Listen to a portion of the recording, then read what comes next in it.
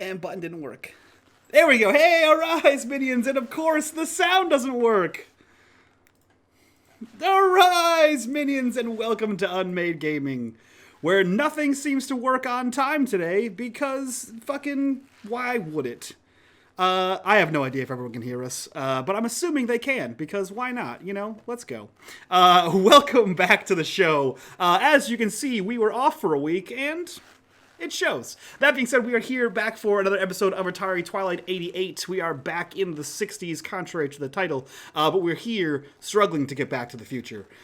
If you guys like what we do here and you want to support the channel, the best way to do that is by joining us down on our Patreon. If you want to be part of the community and be a part of the conversation, join us in the Discord. Link for that down below. And as always, on the bottom left-hand corner of the screen, you will see the corruption bar. That bar serves two purposes. One is when that bar gets full, Greg gets to do whatever the hell awful things he wants to do to us. And two, most importantly, every single dollar that goes into that bar goes back to these wonderful faces you see here before you. So, fill it up. And with that, I will turn things over to Greg to take us back to the 60s. Well, thank you so much. I cannot wait to get this started. But before we do, there's a couple things we have to do to kind of reacquaint ourselves with Atari Twilight. Chief of which is, Mike, if you could throw up the Spotify playlist in the chat. And also, if you're watching on YouTube, it should be down in the doobly-doo. So with our music coming into play tonight, I want everyone to get ready, kind of get into the mood. And because we're starting with a bit of an interesting part, let's go ahead and hit the very first song, Holding Out for a Hero by Bonnie Tyler. Bring that down a little bit. Here on Atari Twilight, we are surrounded by, we're playing Tales from the Loop by Free League. And much like any Tales from the Loop game, it is powered by the loop itself, which is a gravitonic reactor that is just north of the city of Garrett, Maryland. Our kids have been through many adventures as they have been brought in with pop culture icons and Optimus Prime and strange goings-on, a la Invasion of the Body Snatchers. Garrett is a world unto itself, or perhaps many worlds unto itself. But the Garrett of 1988 is behind us. And right now, the Garrett of 1969 is ahead. Much like the road that the group is currently traveling on, they are heading straight through the 1960s in the hopes of returning home. But with that being said, much like Terminator 2, the future is unwritten. Changes have already been made to the storyline by their appearance here in the 60s. So it is going forward with that knowledge that we have to decide whether or not the actions that they take now will benefit or hurt them should they ever make it back. But immediately, they are in a truck. They are driving from the Sarge's house. They are going to the Chat and Chew restaurant because Ben McKenzie, the NPC best friend of many of these characters, his mom who has been murdered by this time in 1988, is alive and well in 1969 and a waitress at the Chat and Chew. However, it appears she is not alone there. In addition to the many patrons that she has, one of Rob's old friends has appeared and commandeered the phone during a phone conversation. But now, as they travel with Yuriko, Sarge's wife, behind the wheel of the truck, a large red 1968 Freightliner truck begins to haul butt behind them. Two of them see it. I believe it was Rob and Mitch saw the truck. And before we start, and as we listen to a little bit more of Holding Out for a Hero, I'm going to ask you this. Two of you can sit in the cab of the truck. The rest of you will be in the bed of the truck. Who is where? I know that Shannon called shotgun. And so if there's somebody else in the front, or Ben can be in the front, please let me know. And then place yourselves where you would like to be, and our tale will begin. Rob's definitely in the back. Yep. George is in the back on the driver's side. I feel like Ben would be in the cab. Yeah, I don't think Shannon would be. She's still kind too of many peeved people with right everybody next to else. her right now. Okay, so we have Yuriko, Ben, and Shannon in that order in the front of the truck. The rest of you are in the back. Rob, Mitch, as you kind of turn and you see the 1960s Garrett sweep by the truck as it begins to pick up speed and roll out of Sarge's house down towards Main Street, this large red with a white stripe Freightliner truck pulls behind you and begins to accelerate. It is closing despite the movement of your own vehicle. It seems to be making up the space quickly. What do you do? I feel like Mitch and Jerry are towards the tailgate because that's the coolest and most dangerous spot to be. But I think Mitch is looking over one side, looking at the truck and just swatting at butts, trying to get his attention. There's a car. There's a car. There's a truck. There's a truck. Truck. Yeah, truck. we're in a truck. Truck. And he's like pointing out of the tailgate. Let them know. Let them know. What are we going to do? Hit the fucking cab. Yuriki, there's a truck. It She's says driving Michigan on the plates. Is that legit? No, not yet. She slides open the window and she yells, and Shannon, you would feel the wind kind of like reverse whip into the cab of the truck as she says, "Wait, what's going on?" Michigan! Ben's like, looks at Shannon as soon as he hears Michigan. Shannon's gonna look to see what they're yelling about. You would see the same thing, a Freightliner truck that is bearing down on your vehicle. As Yuriko is obeying the street signs, slowing down in areas and the speed limit, this truck does not appear to be doing so. It's still about 150 yards off, but there are no cars in between it at present, and you can see it barreling toward you. Based on where we are, and given that Shannon's rode her motorcycle around quite a bit, and where they need to go, are there any like more narrower streets to go down? Sure. Let's see. Give me a comprehend as you try to kind of bring up this information on the fly. Okay. Comprehend. There it is. No. You know that there are, but you're kind of traveling so fast and a couple of the landmarks are off. You know, this is the 60s. So when you're trying to orient yourself and think, oh no, if we slip between these two buildings, you know, the storefronts are different and they're past them before you can say anything. Okay. As you begin to peel down and continue down this road, I would like Mitch to roll me an investigate. Okay. Investigate. Mitch rolls 1 success. Everybody, please go to your Spotify playlist and cue up Over the Rainbow for me, please. So as this is all happening in the bed of the truck, the wind's whipping. Mitch, your hair's long and it's blowing everywhere, kind of in and out of your face as you turn and look around, seeing the approach of this large truck.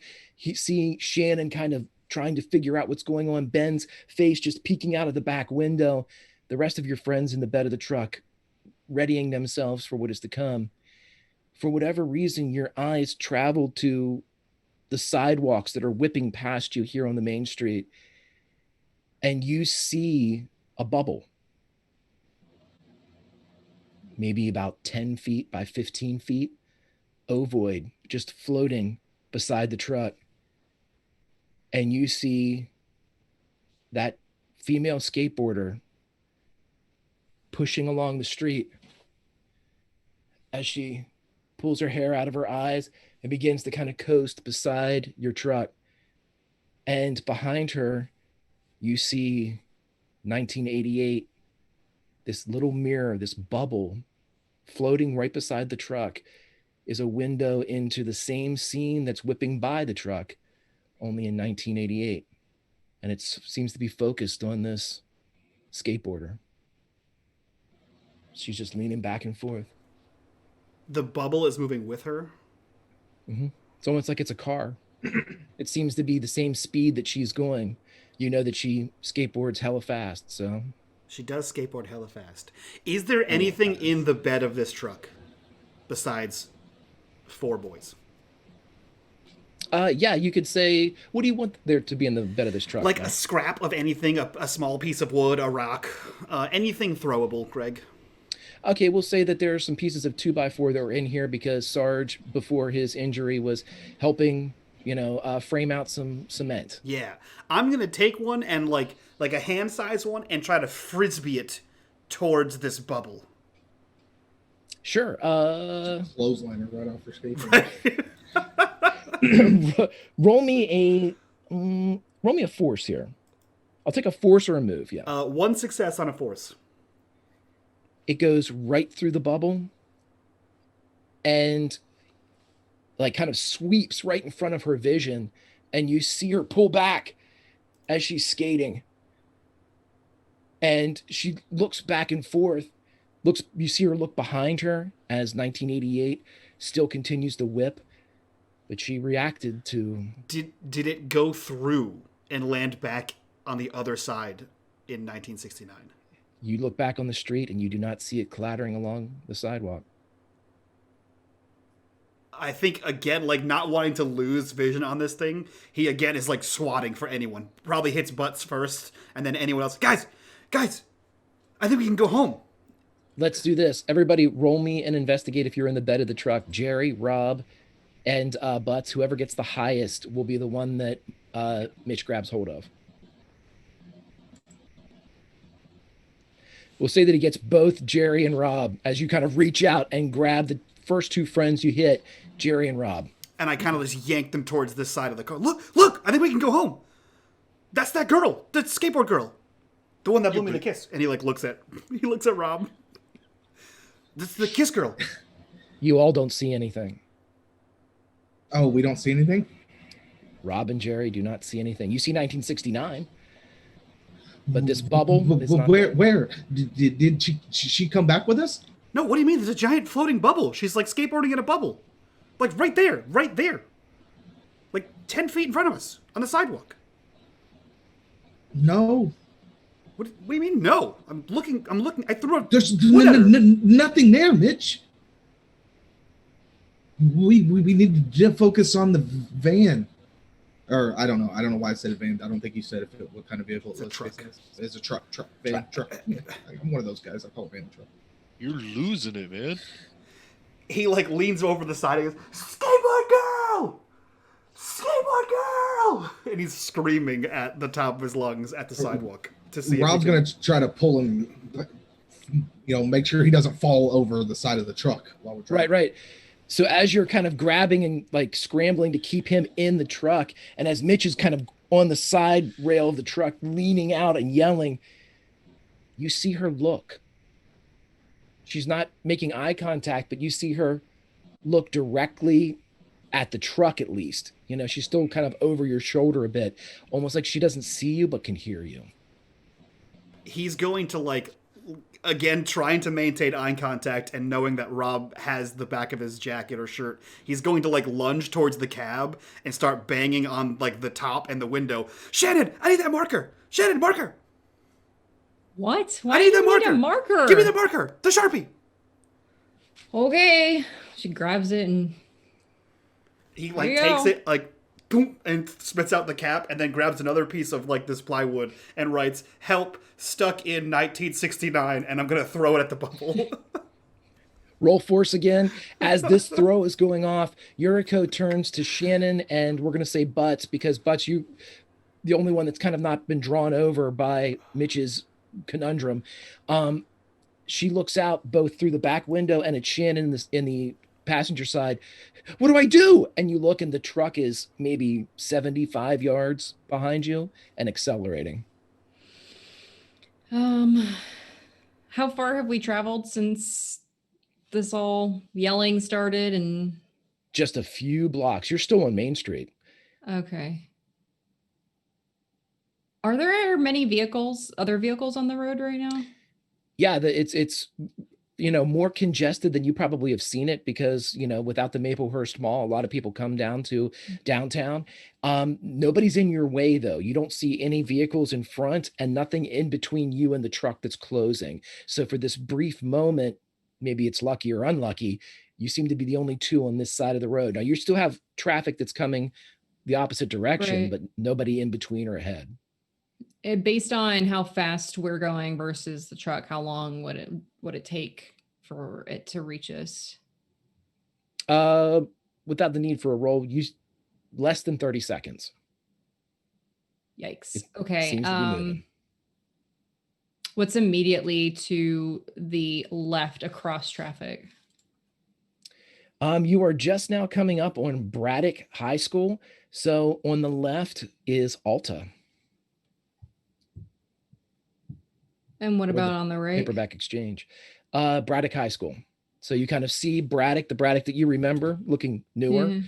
And as you pass by or getting ready to pass by that, there's a row of buildings on the side. Alta is there, which will eventually be the Paperback Exchange. She's just gonna yell over to Yoko, go to the high school now. We have to get it over there. She turns the wheel of the truck, and as she turns, she yells, "Hold on!" I need a force roll by Rob.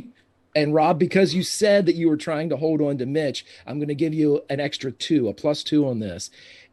Jerry, go ahead and roll me a force roll. You get a +2 as well because you're only taking care of yourself. Greg, I rolled 1 success on the throw, and I did spend luck to do so.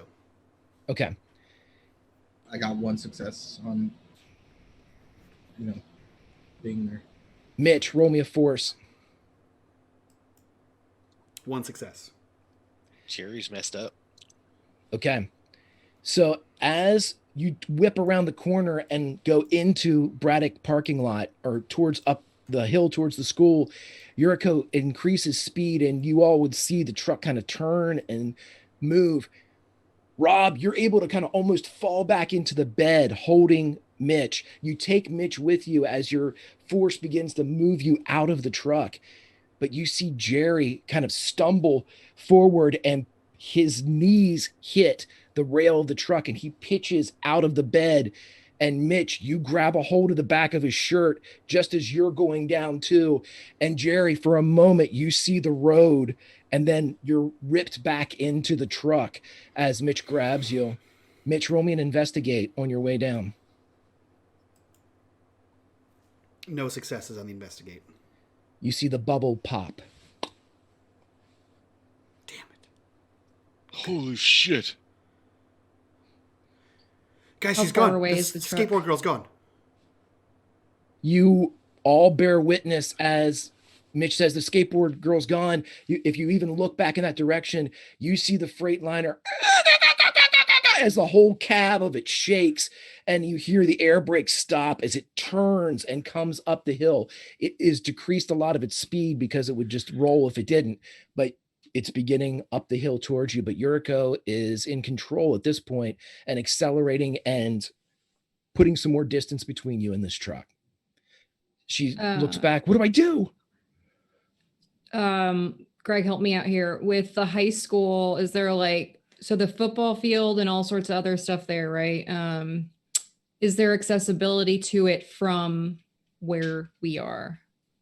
It's surrounded by a chain link fence, even in 1969. But yeah, you can, there's a gate that kind of leads down so vehicles can get down there to mow the lawn and stuff like that.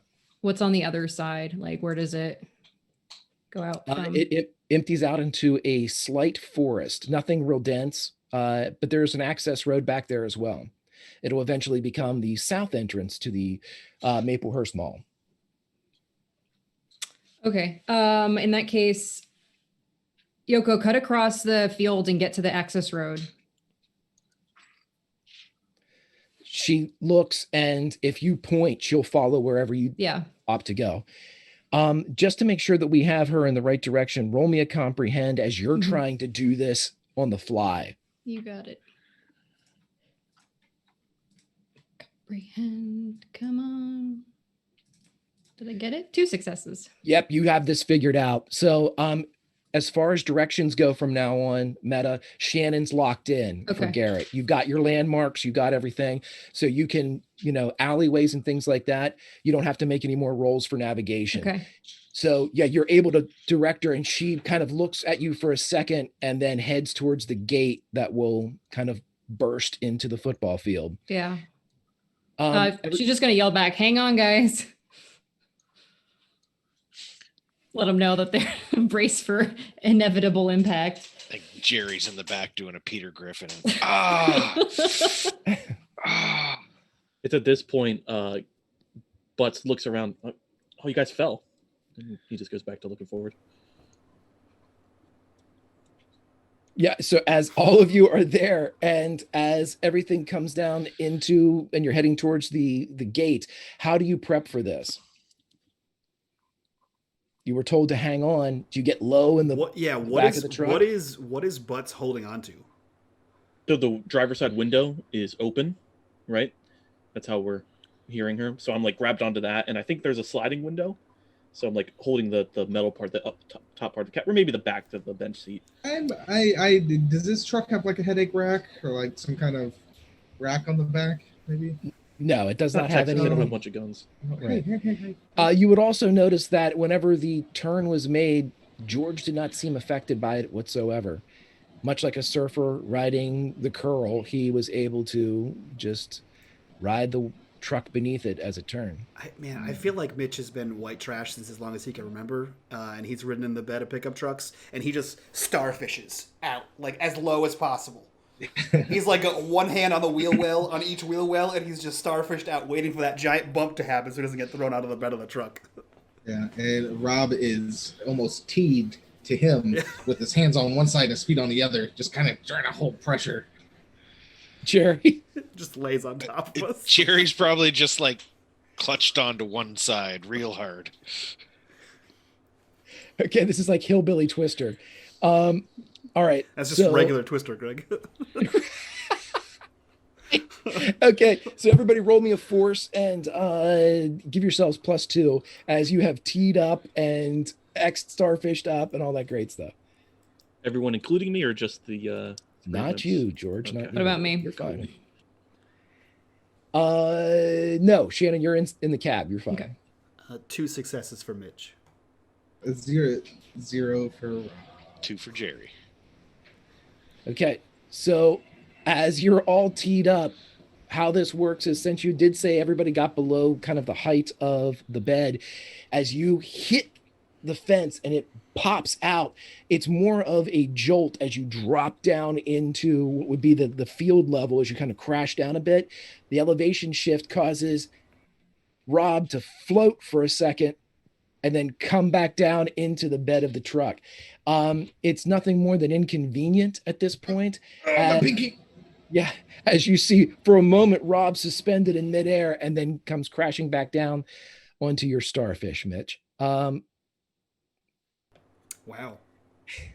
Hey, I just go by what you give me.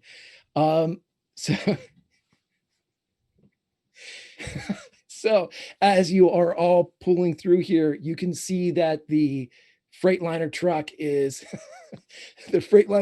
coming down towards the fence itself. Shannon is still directing towards to get to the far side and the access road. You'll have to go through one more fence. I simply ask again, is there anything that anyone would like to do? And Mitch, I need you to roll me another investigate. Okay. 3 successes for Mitch. I see into the 80s. As you're driving across the football field, Mitch, you see a football game as the bubble appears now on both sides of the truck. It's almost like you have opened up the windows that Yuriko kind of opened in the back to look out to talk to you all.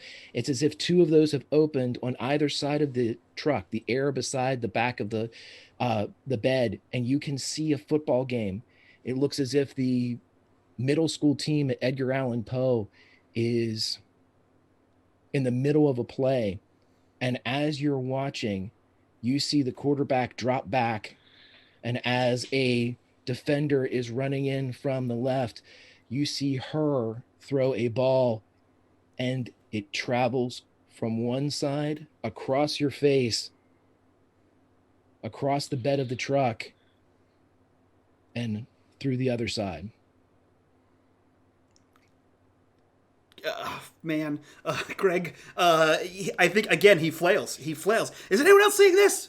And he's like pointing to the football game, the clearly obvious football game that's happening. George, roll me an investigate.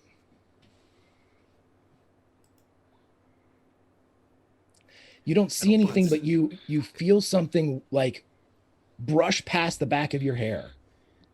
You think that somebody may either have thrown something at you, taken a shot at you, something's coming from the vehicle, but it's like you just barely almost hit you. It gets so close. Yeah, so I just like, Greg, fuck. Yes. I hate you. Is Yuriko's window open? It is, yes.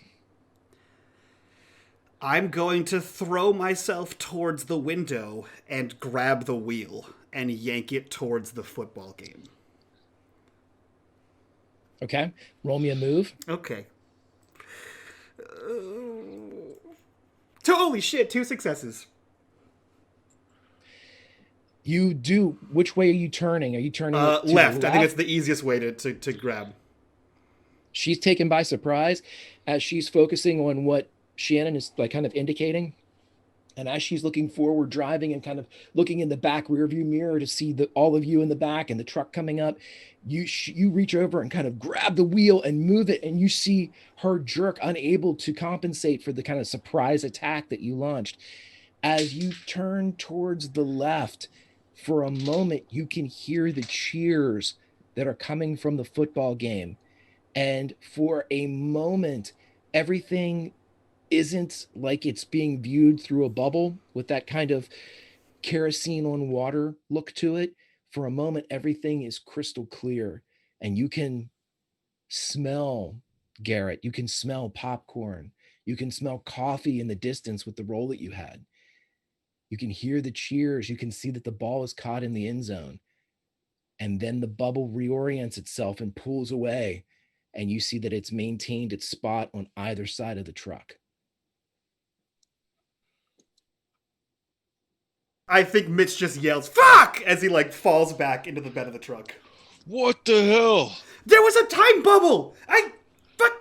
You're trying to get away Don't from a risk our crazy lives. truck trying to kill us all, and you're messing with the wheel. Serpentine! Shut up! I thought we could go back!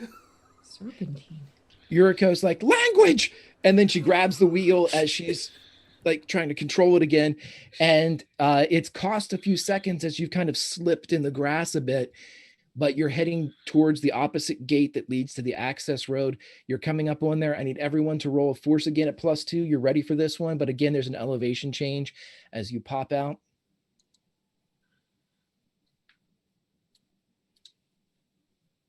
Five successes? What is wrong? Listen, I'm trying to go home, okay? He's got the nerd rage. Hey, can I have one of those? I just grab everyone, and I'm like, woof, get down. Yeah, Unseen. single-handedly, Mitch is able to keep everybody in the truck as you bounce out into the new elevation.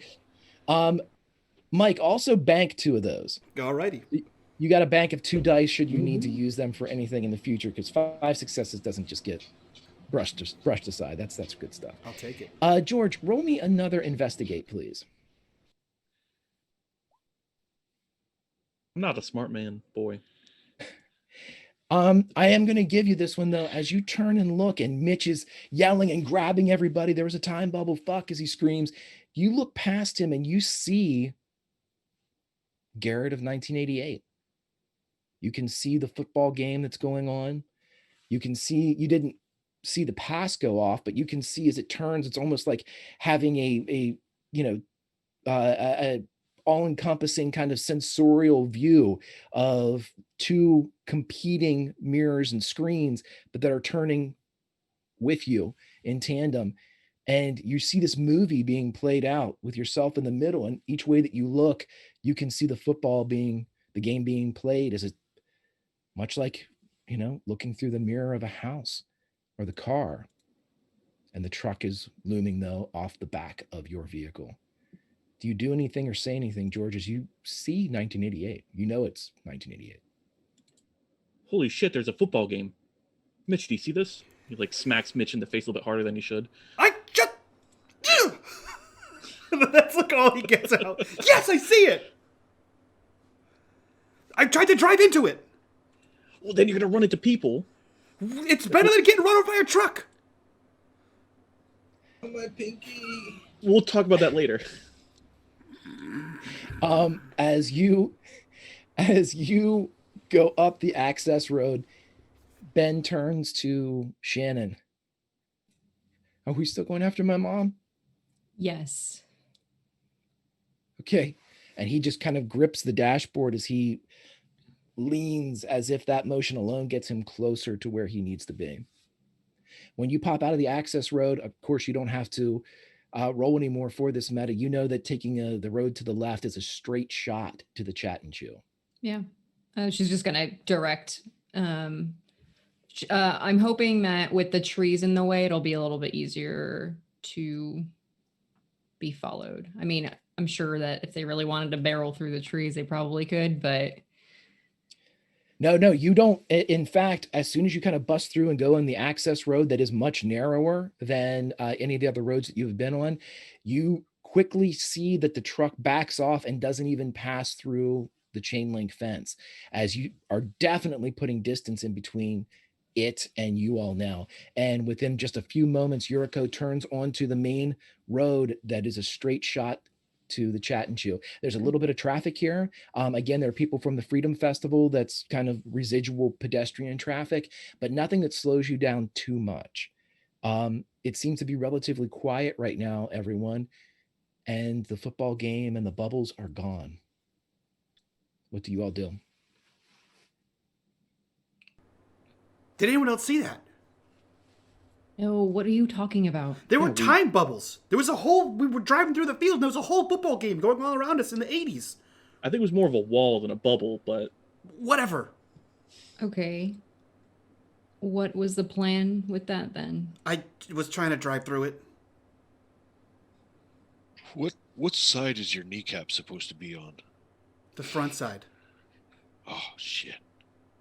You guys okay? Next time, jump through it and risk just you. Well, that was the thing, is I threw the piece of wood through it when the skateboard girl was here, and the wood went through and didn't come back. And then just now, they threw a ball and went through one side, almost hit Butts in the head, and then went to the other side. So I figured if we drove through it, we'd end up back in the 80s. But it didn't happen. It just Unless changed. there's something about the truck. Shit. It just changed sides when we drove through it. So maybe it is the truck. Or maybe it's somebody. Or something that we have. Or Like someone, the thing that we were talking about before, what you call it? Or someone who's not supposed to be there. What? Someone who's not supposed to be there. Her? He like his eyes just go wide. Yes. Yeah. Well, no. Mm-mm. I mean, No, Yeah. that doesn't track because the other versions of people weren't supposed to be there, but they got there. Yes, I'm with Jerry on that. what? The I don't even know people, what you just said. the people in, like the fake people in the Decepticons, they're not Yeah. supposed to be there, but they got there, so that doesn't matter. Okay. and like we're not Okay. supposed to be here either. Right. Yeah, Yeah. Actually, they could be from. They might be from the same time, just a different dimension. It doesn't mean that they came from back now. Okay. I don't think that matters right now. We don't have access to these magic time bubbles anymore, or right now. Okay, so is We're gonna Michael go J. and Fox help- born yet? I don't. How does that matter? I just think he could help us. It was No. a movie. no, Jerry. that's a movie. Jerry, I think you hit your head. It's not actual time travel. You know that, We right? need the doctor on it. Exactly. Okay, we're Michael gonna J. go help Fox Ben's was just like a mom. That's weird guy first in a and band. foremost, right, guys? Oh, Yeah. yeah. And then keep an eye out for that truck, because maybe they know where we're going, or they're gonna be looking for us, right? Yeah. So we need to come up with a plan on how to keep people safe, because this is not working the way that we're doing things right now. I have an idea. Let's not let Mitch jump through the cab and grab a steering wheel while we're high speeding. You through a guys were field. back there with him. What were you doing? Writhing in pain. Trying to. That Do you have an excuse, Rob? You're fine. No one even got hurt. This I time, hit my don't do it again. knee. You almost fell out of the truck by not even holding on. And I grabbed all of you after I did the turn. You're fine. Okay. We're all alive and breathing, so there's that. All right. How close are we to Genju? In many ways, Shannon as Shannon would kind of turn and orient herself as to where you are, you're reminded of the last video that your father was taking, presumably holding the camera itself as he was making his way to the storage facility behind the Chat and Chew. You see the same kind of walls and the same corners and edges and buildings represented on the left-hand side of the truck. And you realize just as you kind of make that connection, you turn and you see the Chat and Chew restaurant just to the right. Seems to be busy, but not Mhm. overly so. Park in the back, like behind, so people can't really see the truck from the road. Okay, and she kind of wheels it around and pulls into the back where eventually the storage facility will go. It is empty now, though. Hey, Rob, do you any signals going off around here? Maybe like last time.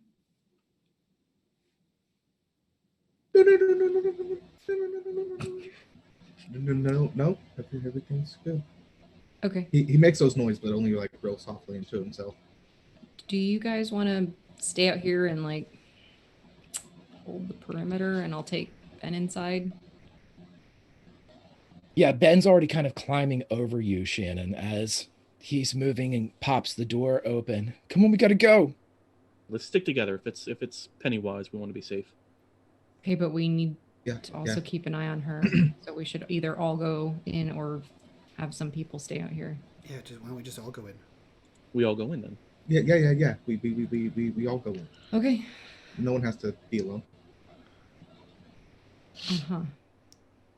Ben bounds out of the truck and starts to sprint towards the side door to the Chat and Chew. Yeah, I think Shannon's trying to get there as fast as possible. She doesn't want to yell out because she doesn't know who's around, but she wants to keep like as close to Ben as possible because she has no idea what's waiting for them inside. Ben, Jerry's favoring his knee, but he's trying to keep up as well. okay. So Jerry, we'll put you at the back of anybody that's rushing, just because narratively you took a shot took an arrow to the knee.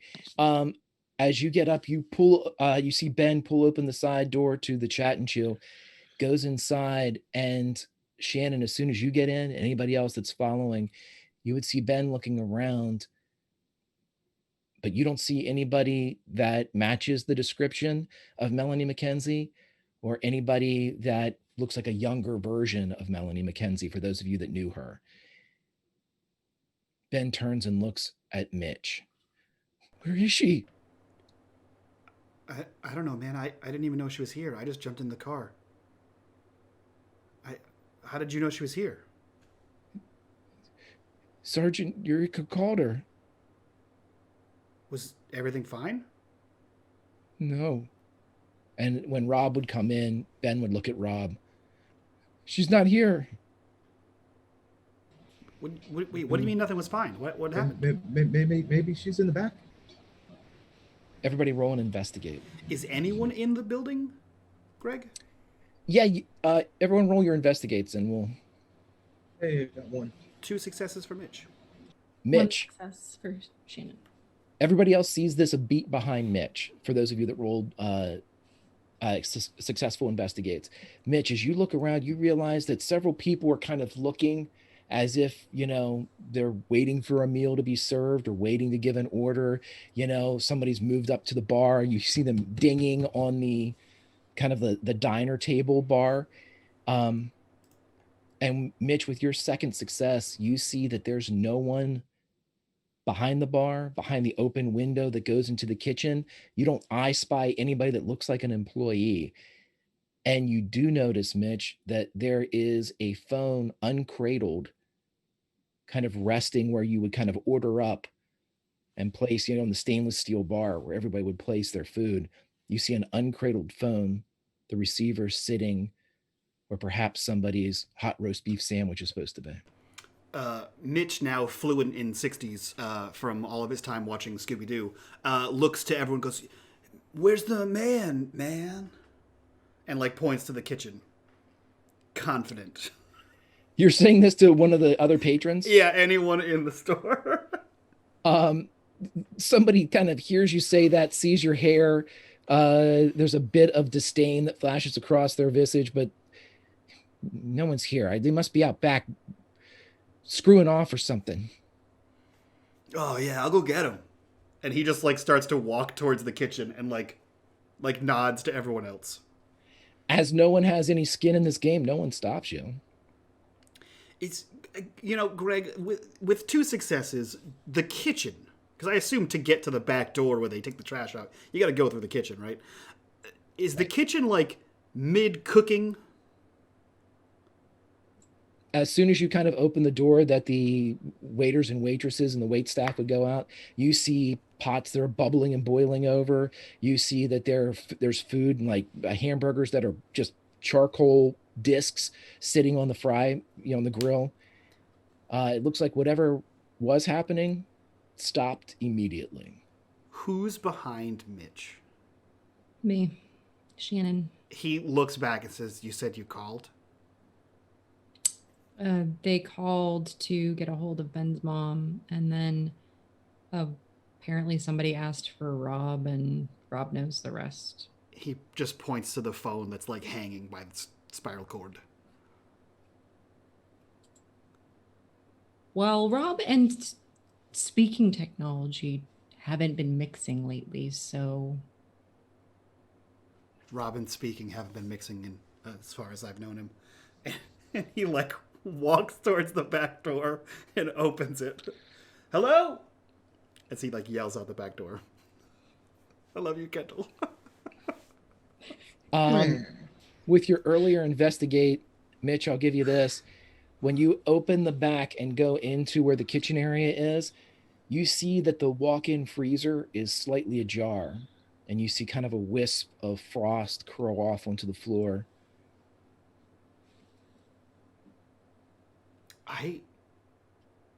Kendall, did you tell us about the whole... Like, you told us you got attacked by a man and he broke your finger because you were trying to punch him. But you didn't tell us about how... Did I say it was a creepy clown thing? I don't remember that you No. did.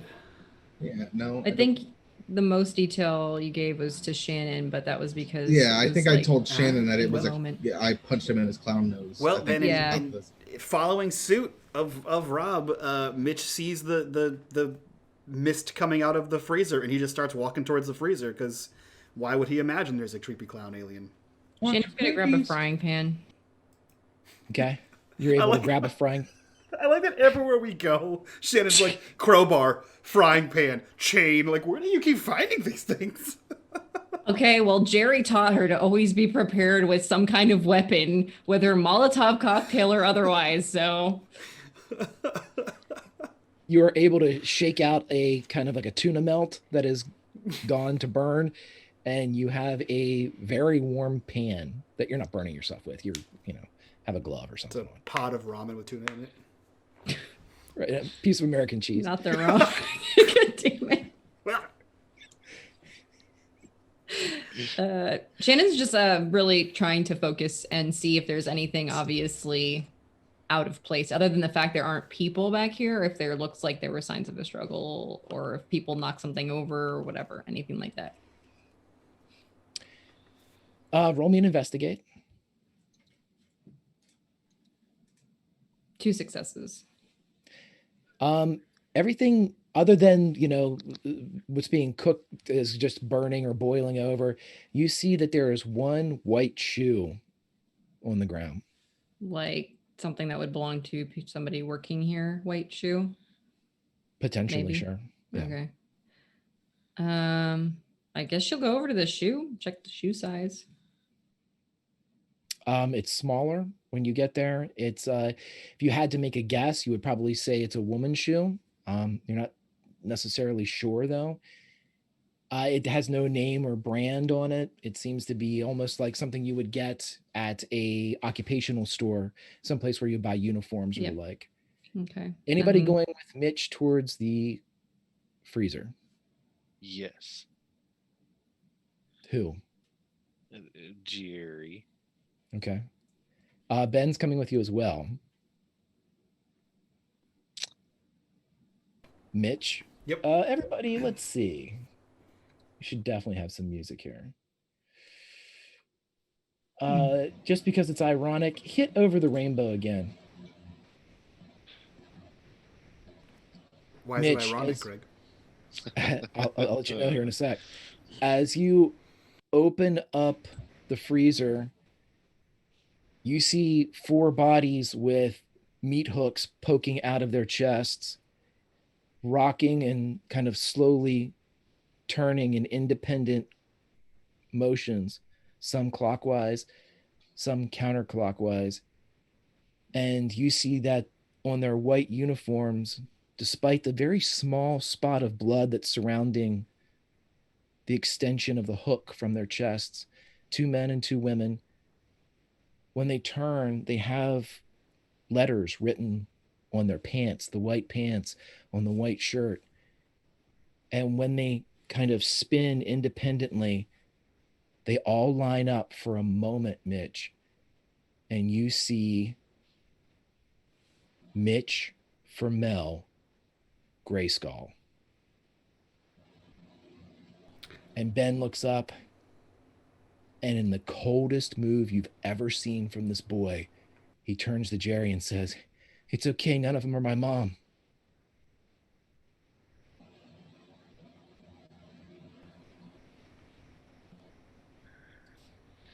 I think Mitch is just standing in the doorway.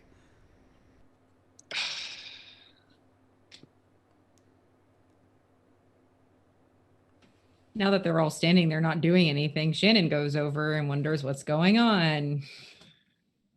And sees, I'm guessing, what's inside. You I see the 4 same thing, right? corpses. Yeah. Yeah. And everything makes sense why everyone is so quiet. And Shannon, everybody, if you stand there and stare for any longer than 5 or 10 seconds, it seems that the bodies will spin independently, but then they'll move back into alignment, and you see the Mitch for Mel Grayskull.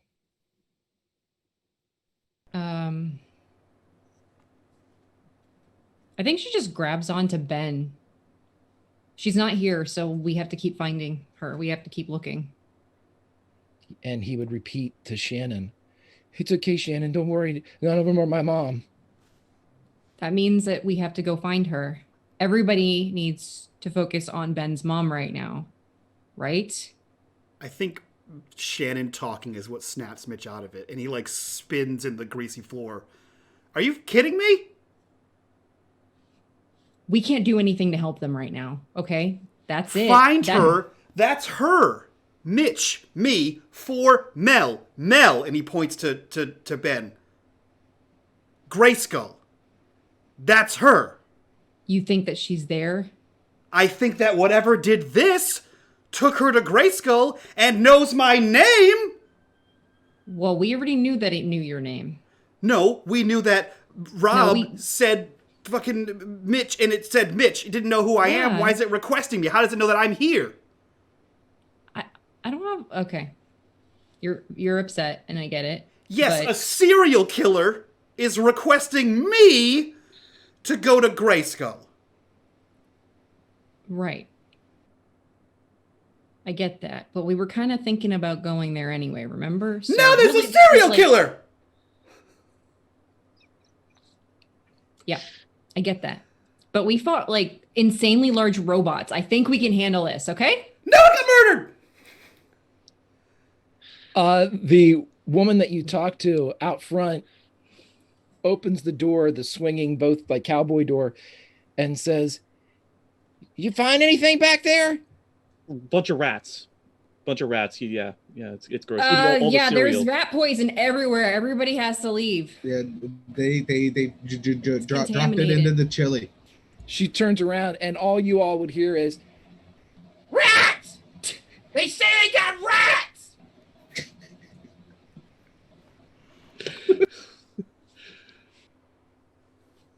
Okay. that's all you hear from the front. And then just kind of like the general. Let's just get back outside, take a minute, and then come up with a plan on what we know about Grayskull. Yes? We don't Yeah, know yeah. anything. We clearly need to not be here anymore. Yes, So I let's get agree. out. And she waits for everybody to leave and then just closes the walk-in freezer door. You're able to shut it. Nobody comes looking. She's gonna pick up the phone or put it back on the what you call it, and then pick it up again to see if there's a dial tone. There is. She phones into 911, says that there's been some people have been killed at the Chat and Chew, and then just hangs up the phone. You actually get the operator, and if you relay that information to who it's a real person. Yeah. And as Mary Sue takes this information, and as the headset that she's wearing begins to shake as her whole body trembles, hearing a quadruple homicide, or what will be revealed as such, has just entered 1969 Garrett, it starts to spread like wildfire. What did the rest of you do? I think Butts took it upon himself to kind of try to usher people out. Talking about the rats and yeah, you guys got to go and blah blah blah. As they're also trying leaving, to get yeah. our crew to shuffle out as well. You all can make it out. The back door is available Yep. to you as well. You don't have to go back out through the front if you don't wish, or you can do whatever you'd like. No one's stopping you. There's nobody of authority that's currently in the Chat and Chew. No one's questioning you. No one's asking you to stick around. It's a trusting world. I think Mitch is in I don't know, some kind of shock, but he takes, I imagine, one of those diner red cups that has a straw already in it and just hits the Pepsi machine and then continues out the back door to behind the Chat and Chew, and is just shakily sipping half Pepsi, half whatever was in this out of a straw. As you are then the last one out, Mitch, as you are passing by the back door, there is a black employee phone that's kind of hanging on the wall and cradled. It rings just as you approach it. Where is everyone else? Or am I alone, Greg? You are the last one out. You stopped for Pepsi. Oh, fuck. Episode. He picks it up.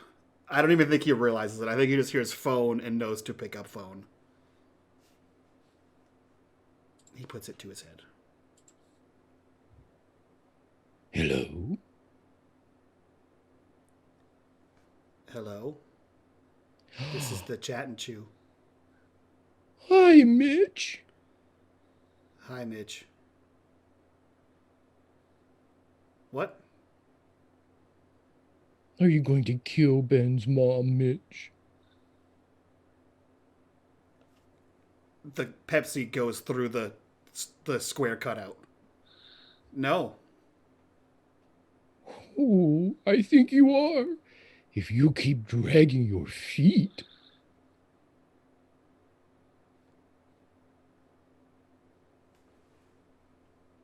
Where is Grayskull? Oh, you know. Are you with the truck that's trying to kill us? No, I don't like to drive. Okay, because there's a truck trying to kill us, so if you want us there faster, you should probably stop the truck from killing us. George would be the only one that could see these gesticulations. So, George, I will leave this up to you. You were motioning people out. You saw the Pepsi come out through the square of the serving area and splash into one of the booths, unoccupied. What do you do, George? If anything? Yeah, so his main goal was to get people outside. So if they're outside, then he'll sees Mitch freaking out, so walks over to him. Just kind of stands there. And he does the so you can both hear out of the ear. Okay, so how do we get to Grayskull? Oh, just follow the yellow brick road. Dude, this guy's creepy as fuck, I dude. think that's helpful. I don't think that's very helpful. Is there? Do you have like a map? I'll turn the light on for you. Wow, like Best Western, dude.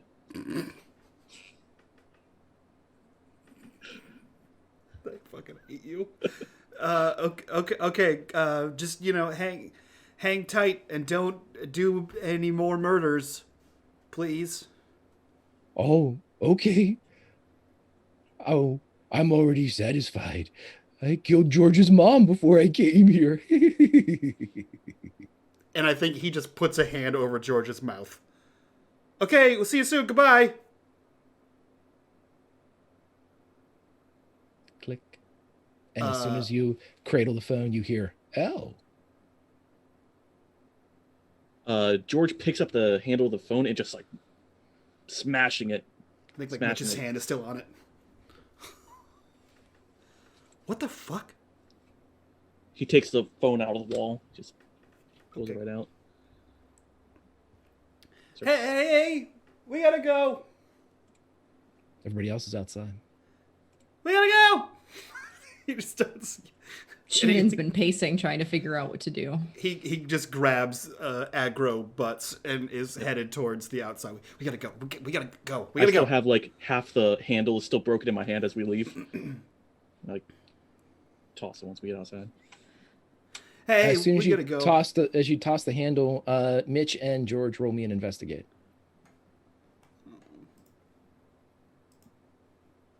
One success. Oh no, 0 successes. I Sorry. finally got a success.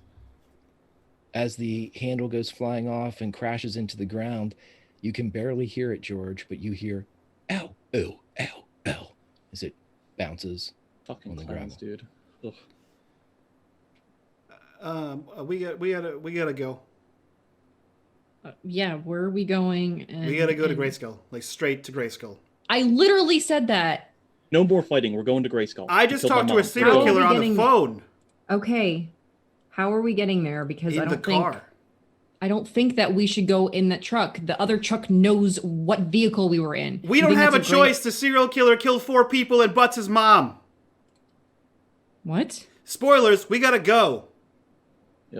And do what? Do we I even don't know, but if I don't go, he kills Ben's mom. So I go or we all go. George goes to the truck and, assuming the keys are still left in it and Yuriki's not in it, he starts it up himself. She's in the driver's seat. She hadn't left the truck. It's actually Okay. still on Okay. and still running. And she's indicating for all of you to get back in. You can't come. Ma'am.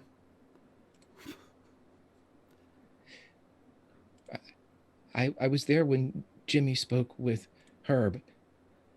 Yeah,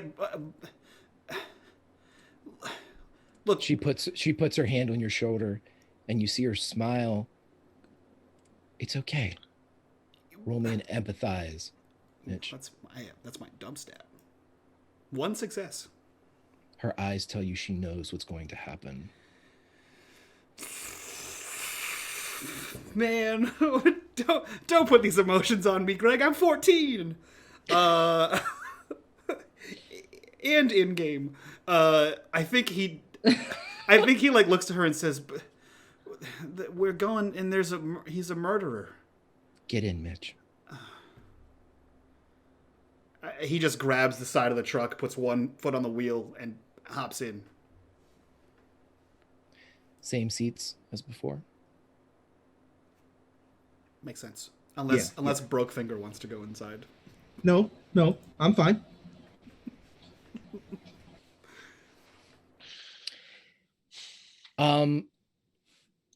Mitch. Shannon would. Oh, go ahead. Sorry. Yeah, I was going to say, because if this is a direction and you are headed towards Grayskull, Shannon has already passed the ability to navigate the area. You would know how to get there. You know, there's an access road that eventually will be tied in with the loop. It's there. You can lead Yuriko to it. Yeah. It's about 20 minutes drive to the north. Yeah. Yeah, she'll do that without much issue. I think she's going to be using the mirrors, observing their back a little bit, as well as just occasionally glancing at Ben to see how he's doing.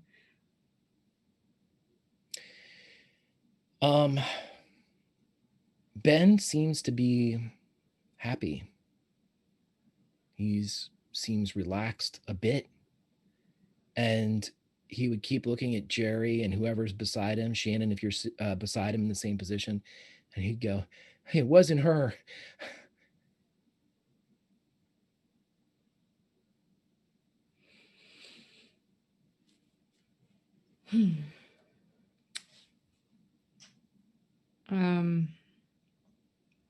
Ben, we're going to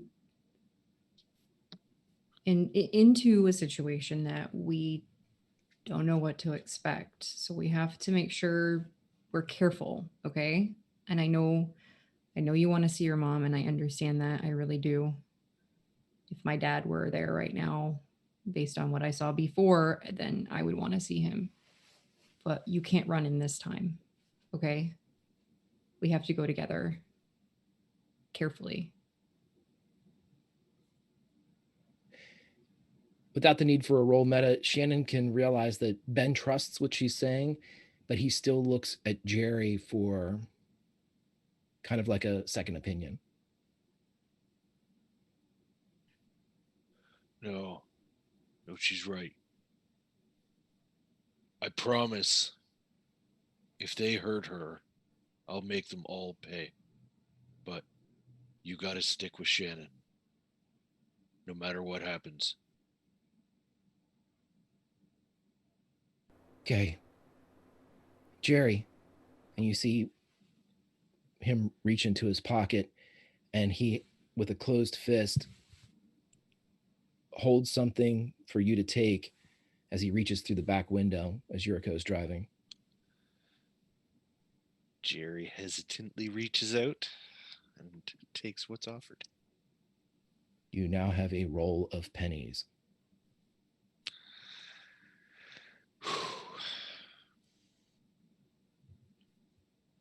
He nods.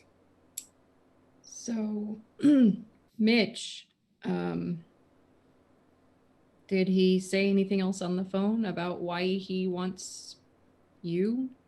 Nope. He said, follow the yellow brick road. He'll leave a light on for us. And if I don't come, he kills Ben's mom. And oh, he's satisfied with all the people he killed. And oh, he also killed Butts' mom. I mean, he could be lying. Right? The 4 bodies in the freezer seem to be pretty solid reason to believe him.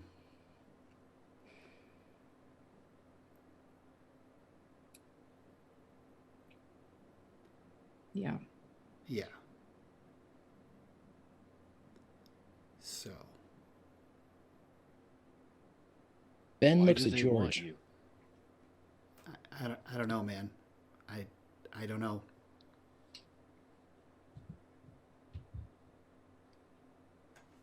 George, you would see that Ben is kind of like staring through the window right at you. We're not going to trade your mom for mine. Might already be too late for that, kiddo. And he hops back in the back of the truck.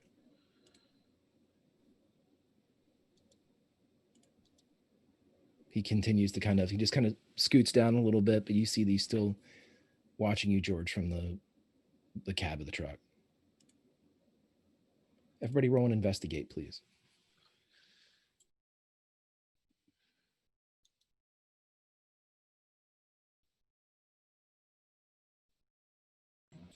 Two for Rob. Rob's paying attention. 1 for Mitch. Okay, so anybody that got a success will figure out the same thing a beat after Rob does.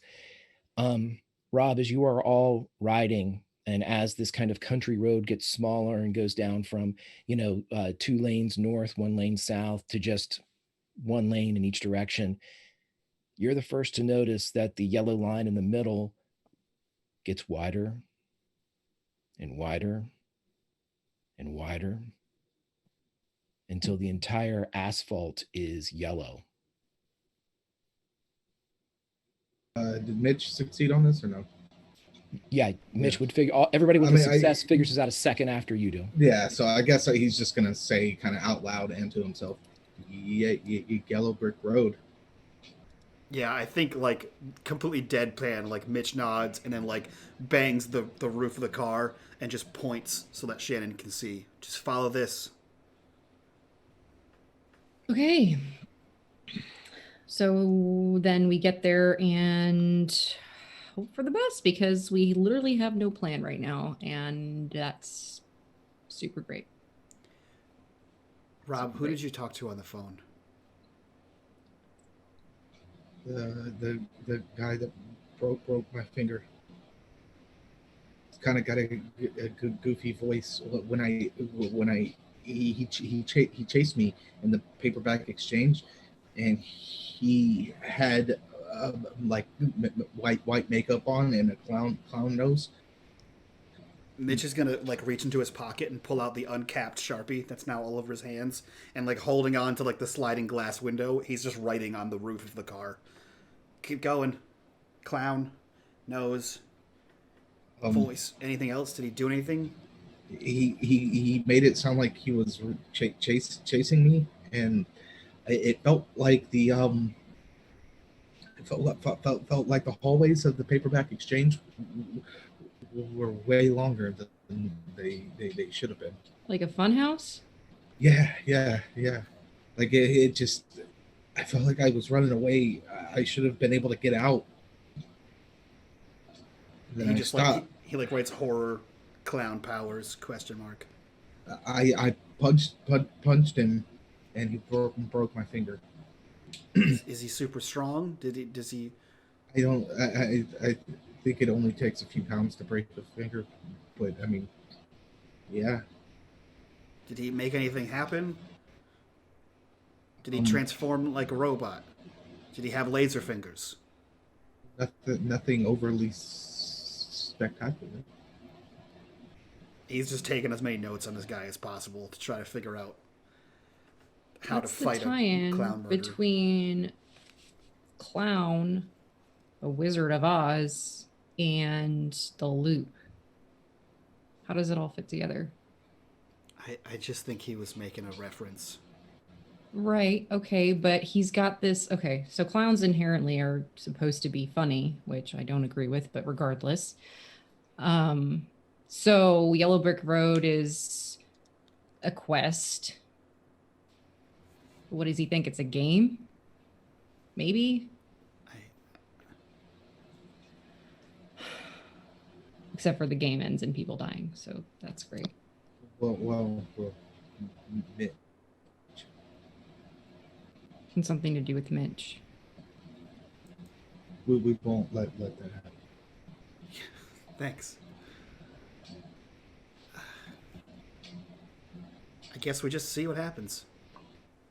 I can't make a plan. You're not making a plan. We're making a plan. Obviously. Do we all go in can't together at the let them same get- time? Do we just send Mitch in? I mean, like, what? This thing followed us through time. This is gonna be very difficult. If it followed us through time, then we can use it to get back. If getting Mitch is their end game, like all this other stuff doesn't matter. What do you mean? Can't let them get Mitch. We need to find out why they want Mitch. We've been playing defense this whole time. They've been one step ahead this whole time. Are you about to make a football reference? If we can get the ball, we can finally score. If we find out why they want Mitch and keep him away from them, we're one step ahead. Except for then Ben's mom dies. That's not going to happen. which is why we need a plan. I mean, like, do we send you rushing in with all your, superpower stuff, or like, what do we do? There's five of us and only one of it. Our That we know. chances are pretty good that most of us will live. What if there's more than one of them? What if he can make multiple versions of himself? I mean, we literally don't know anything about whatever this is, other than the fact that it's creepy. It likes to kill people for fun because whatever. And how does Mitch, like, we have to figure out why Mitch. If we can figure out why he wants Mitch, then maybe we'll actually have some kind of advantage going into this. I mean, we probably got maybe 10 minutes left in this drive, so let's come up with something. Shannon, check the glove box. Is there tape? She checks the glove box. What kind of tape? You mean like you just need tape, some duct tape? I'll give you some duct tape. You got just enough to do whatever it is you want to do. Perfect. Yeah, here you go. Who doesn't keep duct tape in a glove box? He takes the duct tape and one of the remaining, I think, 3 Michitakis that are left in the group, and he just like, I can tape the button down. I'll tape the button down and I'll put it like in my pants, and then I'll go in, and then you can hear what's going on, and then if shit happens, I don't trust that. I really, not because it's what if it's a trap for all of us? My problem is if he can use phones and stuff like that, what makes you think that it's even going to work properly in there? I don't know, but we can't rely on that, as we can't take a chance like that. Yeah, but you run into every trap that pops up, so how do we know that this isn't another trap for us to run into? So but if we're aware that it's a trap, then are we actually running into a trap? Yes. Yes. I will say this whole time, George has not been participating. He's not been doing anything. He's been staring straight ahead up the road. He's very single-minded right now. Then everybody queue up and Justice for All, please. And George, as you're kind of like standing almost like a chariot, Mitch is beside you, kind of riding on the roof of the cab as you all were driving. And you're the first one to see ahead of you, about 10 minutes down the road. You see lancing up into the sky a helix of lightning. It's constant. It's almost as if 5 bolts of lightning decided to braid themselves and continue to strike one spot. All of your eyes are drawn to this as it's in the windshield or above you in the sky. And all of you have seen this lightning before. Jerry, you have wielded this lightning before and still do. Shannon, you would know this is exactly the point of your destination. He left the light on. Yep. Got what that meaning was. So I think we should split up and some of us go in with you, Mitch. And the others try to find a way to, I don't know, get the drop on him or at least be on the other side of something. I don't know. But we can't all just go in at once, right? I think George's focus is broken a little bit by hearing splitting up. He's like, no, we stay together. Do we have time for people to try to figure out something? I don't. Okay, so you're suggesting we all just walk into the same trap then? Yeah, we've done it before. We'll do it again. We're all here. Oh. Yep. I mean, what specific ideas do we have? None, right? No, we don't have any, and never mind. It doesn't matter. This is not even worth arguing about. We have no idea what's about to happen, and I just don't feel like arguing with anybody right now. Shannon, can you do anything? Like, I do things all the time. No, like he's got laser fingers and he can see robots and Butts is, I don't know. Can you do anything? Sort of. Is it It's helpful? not. No, I don't know. Probably not. Okay. Then I guess we wing it. I guess. Worst plan ever. But I can think fast, so whatever happens, we'll figure it out, or die trying, I guess. I still say I should go in first, and then you guys can follow up. No, I'm going with you if you insist on going by yourself in first. I don't know that you all showing up at the same time doesn't kill everybody, so We don't know that you going in by yourself doesn't kill you right away. he only asked for me. But he didn't say you couldn't bring anybody, did he? He only asked for you, but he's not getting you. The thing is, the answer to all these questions might result in Ben's mom dying. So yeah, we don't know if he will take all of us, but we know that if I go, Ben's mom doesn't die. No, we don't. I mean, that's what he said. Do you trust the word of a guy who hung 4 fucking people up in a freezer? Do I have a choice? He hung 4 Yes. people up in a freezer Yes. And he broke my pinky. and killed Butts' mom. Okay, but he wouldn't. Together, and we kick his ass. Yeah, Hold and he on, broke hold my on. pinky. Let's consider this for a second. If Mitch goes in by himself, we know he's not going to kill him, okay? Because he wants him. Otherwise, he would have killed him already, right? So let me go in first with the tape thing, and then you guys can listen in and hope for the best, because that's what the plan is anyway. We'll give you like 5 minutes max, Oh, and sure. then we're going in. Fine.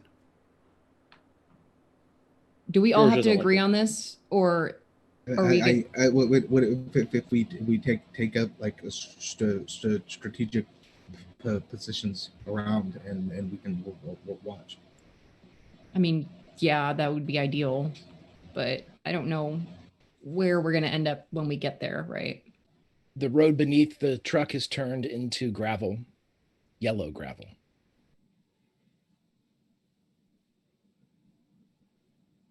That means we're getting closer. Fine. Just we'll just be ready. Butts, Yeah. are you going to let me go in? Yeah, but you only get 2 minutes. Fine.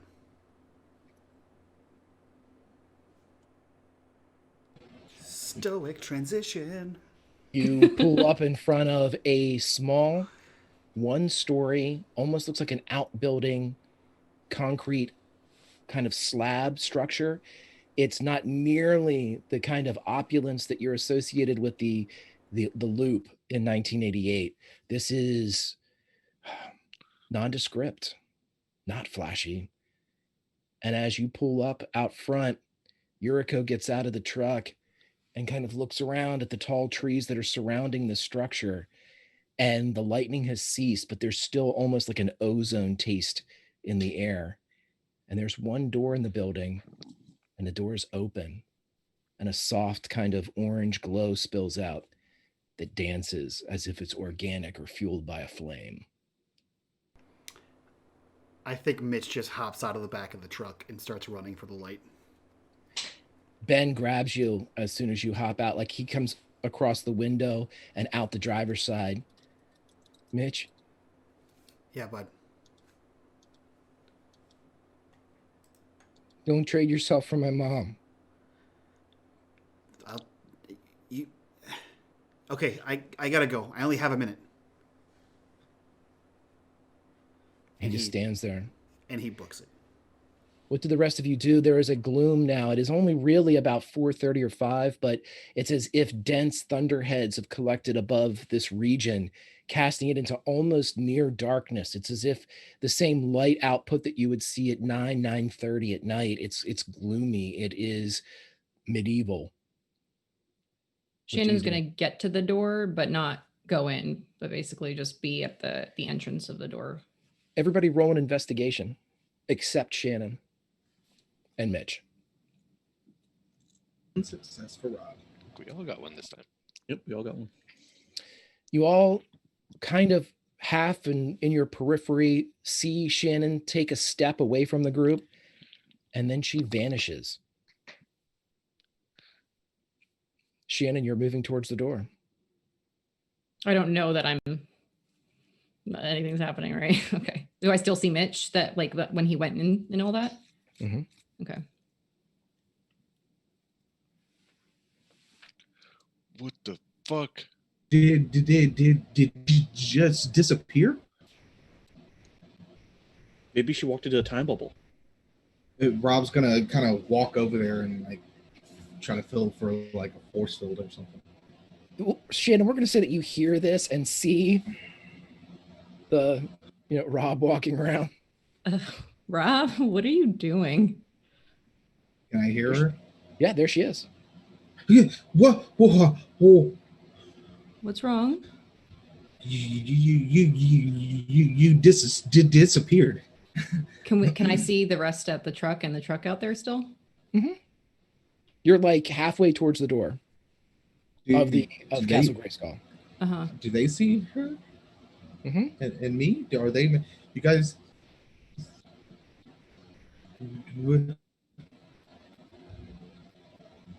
Oh man. You okay? You disappeared when you started walking. Maybe that's my away. superpower. No, it's not. And But Did you try to do that? no.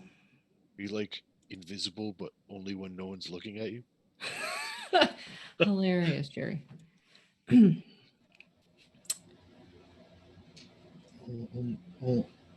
only in. Well, maybe you can use that. Hold on. I don't think it has anything to do with me. I bet you if you guys walked back towards the truck, eventually you wouldn't be able to see us. So go ahead and try it if you want. Yuriko actually comes over with Ben to join you all here. And as she gets close, you see her looking around. And behind her, the truck explodes. Mitch, let's go inside with you. Yeah, sure. Greg. As soon as you get inside, and let's do a little wasted years here. So put on some Iron Maiden wasted years, everybody. Mitch, as you open the door, you see that dance of organic medieval light, and there is a single staircase going straight down in a concrete tube. Man. I think Mitch pulls up the Mitchy-talkie once he's like clear of everyone's sight and switches the channel just to test out Shannon's theory and holds the mic down and says, I'm here.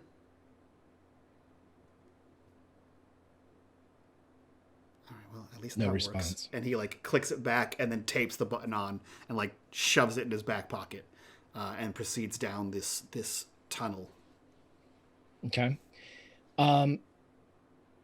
As soon as you get to the bottom, you see that there is almost like an office door with kind of a half square of translucent glass, and it's open a little bit, but stenciled across the glass, it says Alta. Okay, going in the Alta door here, he says so that they can hear it. And then he like creaks open the door. Roll me an investigate as you walk into this room.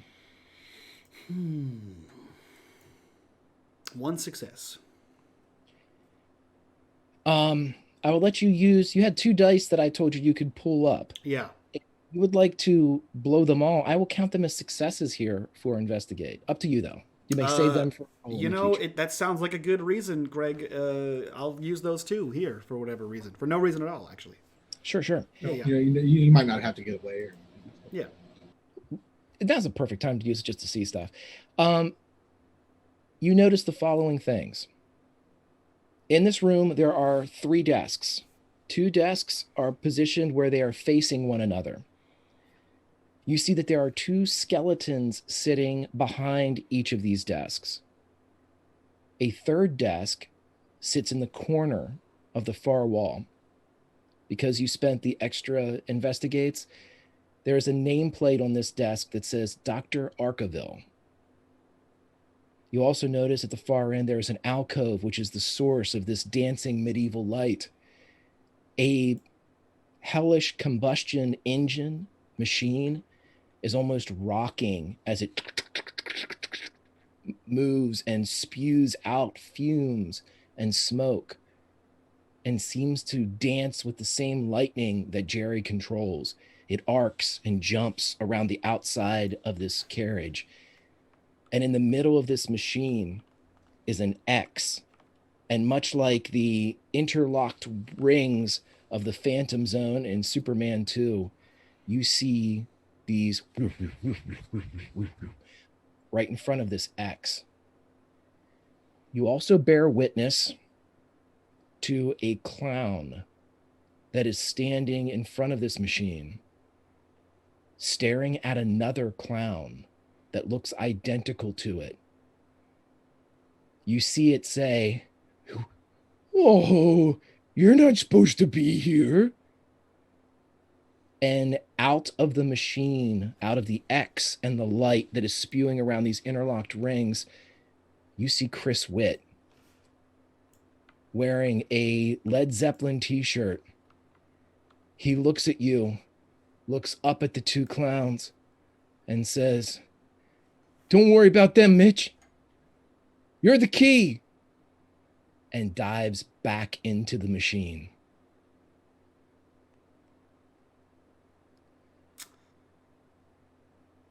Well, shit, Greg. What are the clowns doing? Are they just existing? They're almost doing that Spider-Man meme where they're like at each other, and you start to see them turn into steam. I don't like how you said that. Do I see... They don't seem to notice that they're turning into steam, but you see them turning into steam. Do I see Mrs. Mackenzie? You do not. But with your 3 investigates, you see another white shoe just in front of the portal in the middle of the machine. How big is this portal? It's about the size of a door and a half. Man. I think Mitch is slowly walking towards the portal, but I do want to look at the 2 desks that I go past and see if there's a name tape or a name plate on either of them. Absolutely. And because you spent your investigates, you get this information for free. One of them says Dr. Fox. Another says Dr. Sawyer. Okay, cool. Also, with the 3 awareness, you realize as you kind of walk and you're kind of rubbing your hands that you can actually see your nails growing. That's terrifying. When you look down at the desk of Dr. Fox, you see that there is a newspaper, yellowed, and as you watch, it turns brittle and begins to crack and disintegrate. Yeah, I think Mitch pulls out the walkie and breaks into a sprint and just says, "Sorry guys, gotta go." And he dives for the portal. Up top, you all would hear this. I think that's our cue, guys. That's I don't our know cue, how yeah. much time has gone by. Yeah, I but- think George I is already think, running. Yeah, I think Yeah. we're Okay, so if this is, we're all running, and there's only one thing you can run to in Atari Twilight. Cue up Stan Bush's Dare, everybody. And so as you all are running down this long kind of hallway staircase, Yuriko is with you. She's kind of being pulled by Ben. And you all burst into the room just as you see Mitch do what, Mitch? George's first, we'll say. He is the desk in the way of the portal, the 3rd desk. It's off to the, it's off to the Okay. side. Then you see him like leap and dive towards this portal. And he drops the walkie-talkie. As the walkie-talkie hits the ground and Mitch goes through the portal and disappears, everybody that spills out into this room bears witness to the destruction of Pennywise, as both of them in too close a proximity to one another cancel each other out. And you see They were saying something to one another, but it was silent and lost. They are gone because in this episode of Atari Twilight, the corruption bar was for good. Yay.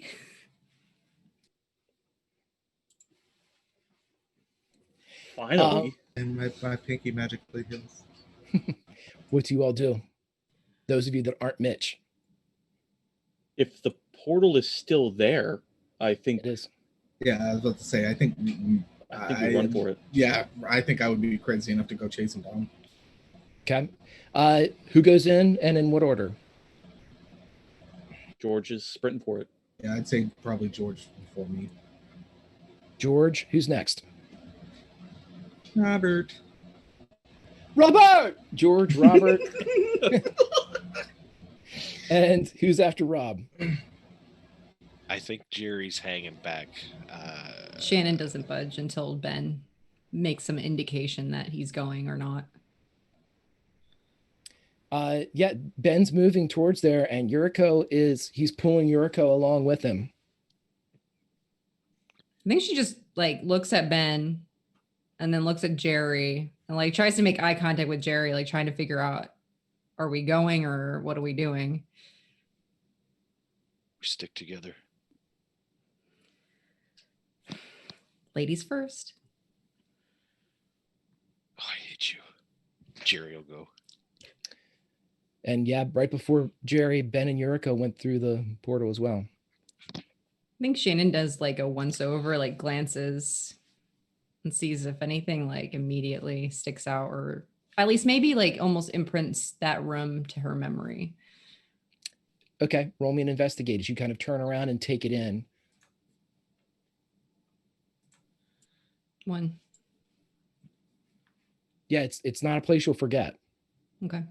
And you see most of the things that, you see the one plate in the back far desk says Dr. Arkaville. And you see that you even notice that your nails are growing a bit as you sit there. Okay. She just goes plainly and walks through. No diving. No diving. Okay. So as you walk through, we cut to Garrett. But it is overgrown with vines and drifts of leaves from the nearby twisted trees. Fused earth woven with splashes of old glass. Grate and move and shift and crack beneath your feet, Mitch, as you walk into this new world. Roll me an investigate, Mitch, as you are the first to arrive here. 1 success. You see just by recognition of the land that you are near what used to be the Maplehurst Mall. You can see the frame of the structure beneath the kind of stunted and odd growth. But as you kind of look past the top of a hill on one side and behind you a row of these twisted trees, you see a silhouette walking up and appearing, kind of emerging as they approach the elevation and height of the hill. A silhouette appears and is wearing what looks like a flight suit or, some type of scuba outfit. Sparks bounce and hiss from the suit. It's gifting you with like brief like revelatory moments. And as it gets closer, you see the suit is green and red. And as the face reveals itself in the gloom, you see the wide eyes and you hear, "Son!" And the figure begins to run towards you, Mitch, as everyone else winks into existence behind you.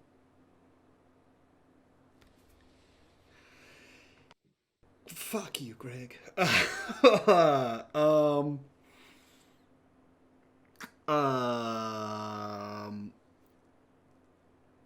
I think Mitch takes like a step back from him and like puts 2 hands up and says, "Where are the bad guys?"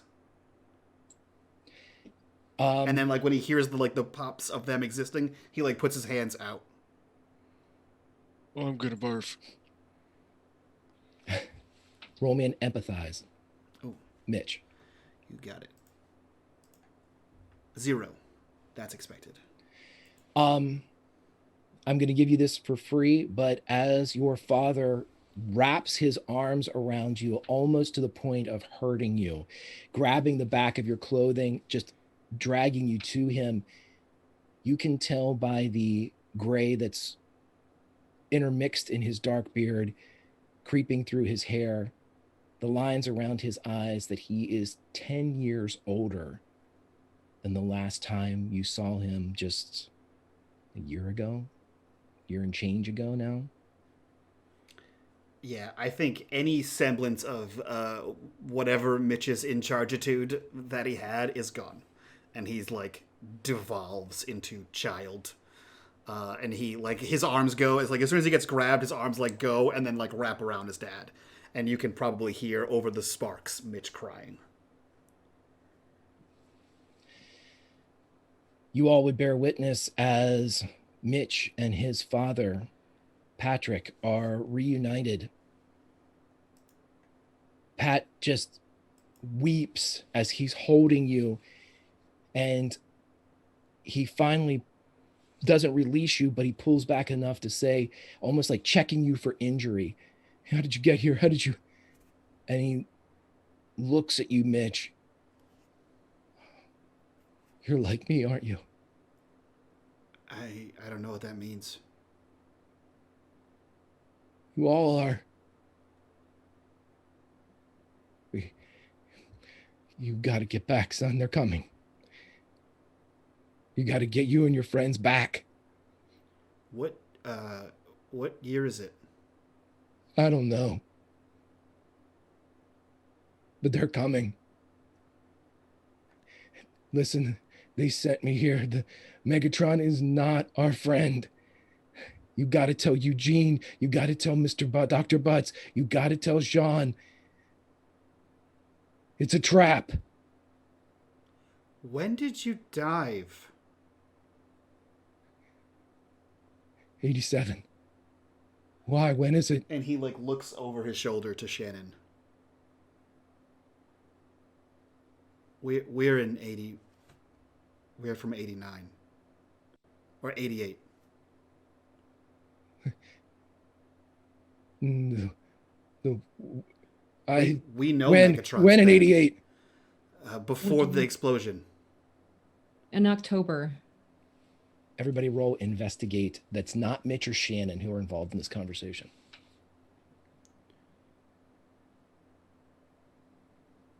Got a 1? Rob, as you're not distracted, but as you kind of look and you're taking in the landscape as well, the fused earth, you start hearing just subtle, just in the distance, at the edge of your hearing, you hear this only amplified by hundreds of different and you hear it from behind you, and you hear it from ahead, and you look and you see these small, maybe foot and a half, 2 foot tall, green, spindly armed, large eared creatures kind of lope up on top of the hill.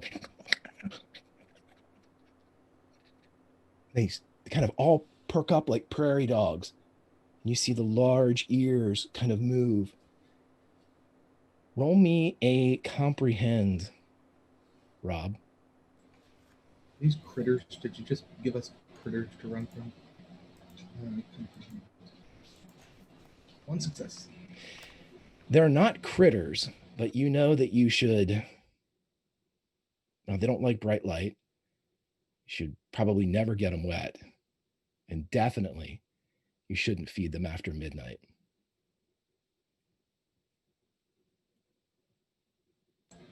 You guys And there? there are hundreds of them.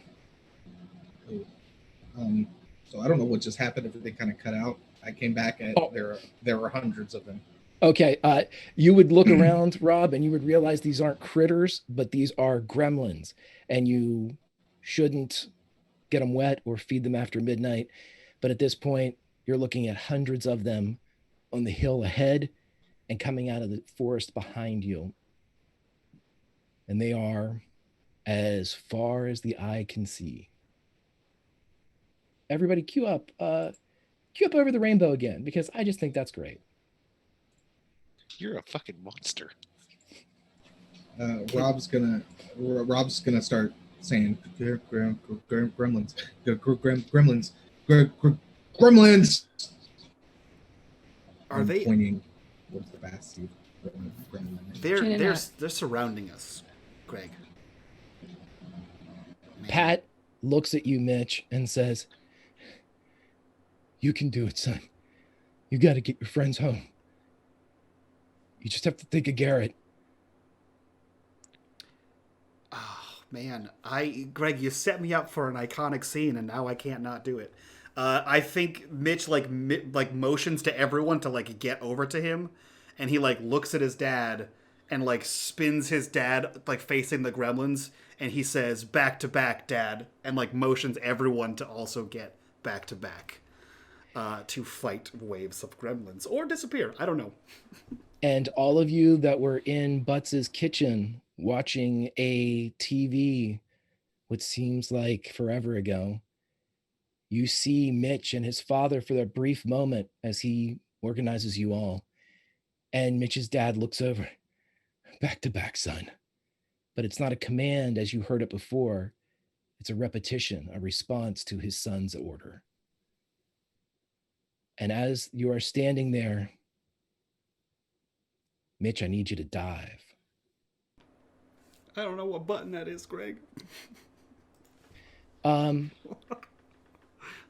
can use your pride if you want. Or You know what? I will use my pride. That is a good one.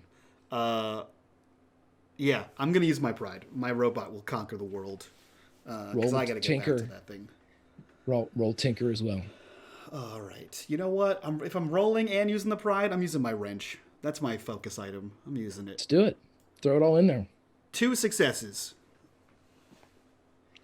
So as you gather everyone together in almost a circle, and as these creatures are running this hellish avalanche of green, they get close, but as all of you look one by one, you all fall backwards and splash into the ground.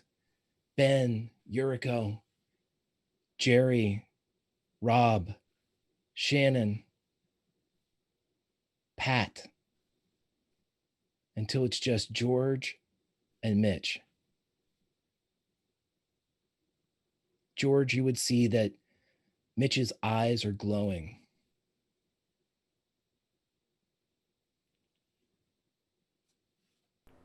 Go, dumbass. He just falls backwards.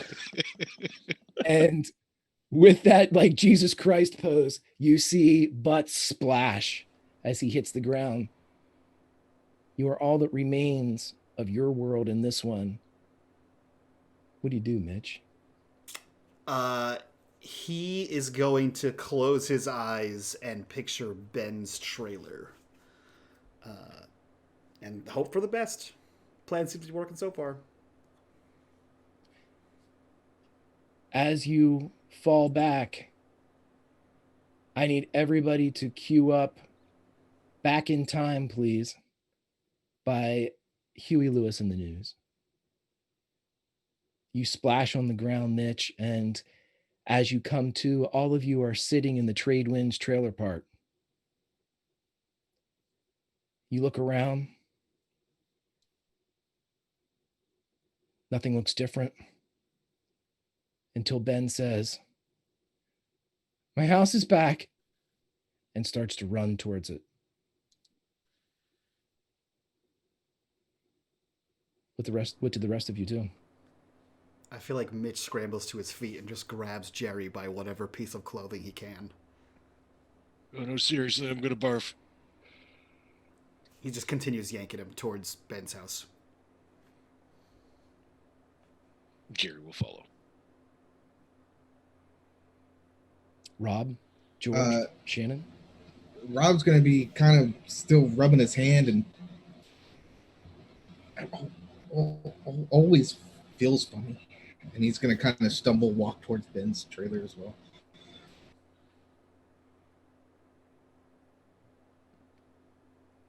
And George and Shannon. Shannon's having a time. I think she's actually looking at George because she's processing what had happened just before they got to Castle Grayskull. And she just reaches in her pocket, gets some cigarettes, lights two up, and offers one to George. And for a moment, you're back under the bleachers. And she doesn't say anything. She just lets it be. And George lets it be as well, just silent. Ben rushes towards the trailer, opens up the front door, and before he can enter, Melanie McKenzie is in the door. And he wraps his arms around her. And you see the boy begin to shake and weep as Melanie drops to her knees and hugs him. And as Melanie kind of lowers herself down to embrace her son, you see Sarge standing behind Melanie. And without disturbing the scene between mother and son, the old vet comes out, tears streaming down his face as he sees Yuriko. He begins to move, but he stops for just a brief moment and puts his hand on Mitch's shoulder. Eugene got your message. I think he just like snaps an awful salute. He slaps your face just hard enough to know he loves you. And with that slap, Mitch, you hear in your mind, "Arise, Wheeljack." And that is where we will end this episode of Atari Twilight. Fuck yeah, it is, Greg. Oh, that was Finally, good stuff. that was something. That was a fucking emotional roller coaster. That started rough and ended rough. Just oh man. Okay. Well. All right, we're going to go around quickly, get our introductions done so we can talk about this in the after show. So if you guys want to get exclusive access to the after show, you need to join us over on our Patreon at the $5 tier. Link down below. Best way to support the channel. Go do that. That being said, let's go around. We'll start with Meta. Meta, who are you? Where can we find you on the internet? What are you up to? Hello, I am Metamancer. You guys can find me mostly on Twitter or in the unMadeGaming Discord channel, and I'm pretty much just doing tabletop roleplay stuff and talking smack on Twitter now. Hell yes. Actually, again. Again. Let's jump to Mike. Who are you? Where can we find you? What are you doing on the internet? You don't want to know what I'm doing on the internet, but you can see. Really, just find me in the Discord. That's it. Really. Perfect. Bitters, same questions. Who are you? Where can we find you? What are you doing? I'm Mr. Bitters, and I don't hate everything today because we made a difference. Don't look for me on the internet. Just catch me in that Discord because that's all I do. You. Perfect. Frags, who are you? Where can we find you on the internet? And what are you up to? Hey guys, I'm KW Frags. You can find me on Twitter sometimes. And what have I been up to? Just eating ramen noodles with American cheese.